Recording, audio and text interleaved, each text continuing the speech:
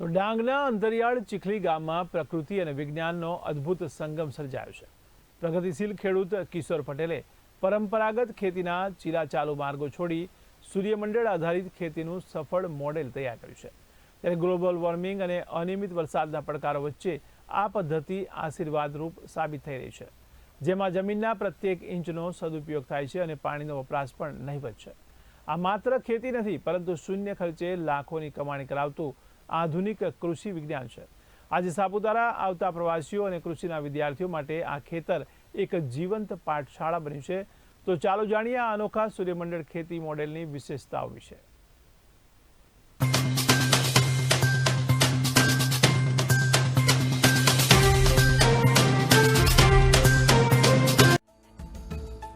ચીખલી ગામના આ ખેતરમાં જાણે આકાશનું સૂર્યમંડળ ધરતી પર ઉતરી આવ્યું હોય તેવા દ્રશ્યો સર્જાયા છે.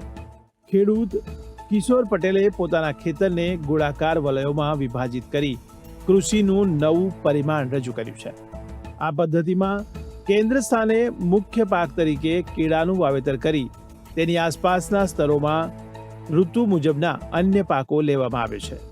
ઓછી જમીન અને મર્યાદિત સાધનો હોવા છતાં આ પદ્ધતિ દ્વારા મબલખ પાકનું ઉત્પાદન મેળવવું હવે શક્ય બન્યું છે. પાકને એને એની જરૂરિયાત પ્રમાણે જ એને વાપસા જોઈએ છે, એને ફક્ત ભેજની જરૂર છે. આટલું આપણે પાણીનો ખોટો વેડફાવ કરીએ છીએ.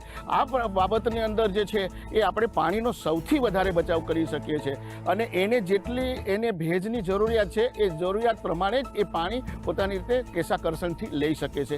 એ એનો મહત્વનો બેનિફિટ છે અને પાણીની જ્યારે આ તકલીફ આવી છે એનાથી આ ખેતીનો ખરેખર ફાયદો છે. આ મોડેલમાં પાકોની ગોઠવણી અત્યંત વૈજ્ઞાનિક છે. પ્રથમ વલયમાં કંદમૂળ, બીજામાં પાંદડાવાળી શાકભાજી અને ત્રીજા વલયમાં ટામેટા, રીંગણ તેમજ મરચા જેવા શાકભાજી લહેરાય છે. જ્યારે ખેતરની સરહદ પર વેલાવાળા પાકો લેવામાં આવે છે. ગાય આધારિત આ પ્રાકૃતિક ખેતીમાં માત્ર જીવામૃતનો ઉપયોગ થતો હોવાથી ખાતરનો ખર્ચ શૂન્ય છે. અહીં સૌથી મોટો ફાયદો પાણીની બચતનો છે. છોડને કુદરતી ભેજ મળી રહેતો હોવાથી મહિનામાં જ માત્ર 2 જ વાર પિયત આપવાની જરૂર પડે છે.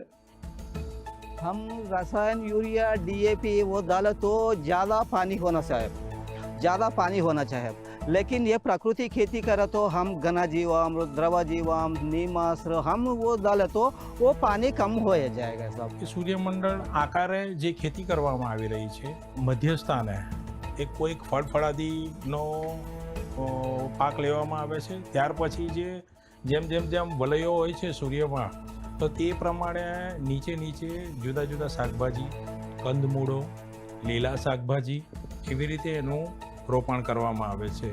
એ એમ જોવા જઈએ તો આખા વર્ષ દરમિયાનમાં આપણને કશે ને કશે કોઈને કોઈક શાકભાજી આપણને મળતી રહે અને આવકનું સ્ત્રોત થાય.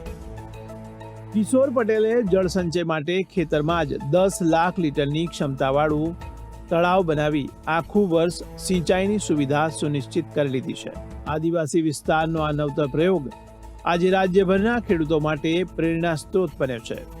ન્યૂનતમ ખર્ચે સમૃદ્ધિ તરફ લઈ જતી આ સોલાર સિસ્ટમ ફાર્મિંગ પદ્ધતિ ભવિષ્યમાં ખેતીની નવી ઓળખ બનશે તે નિશ્ચિત છે.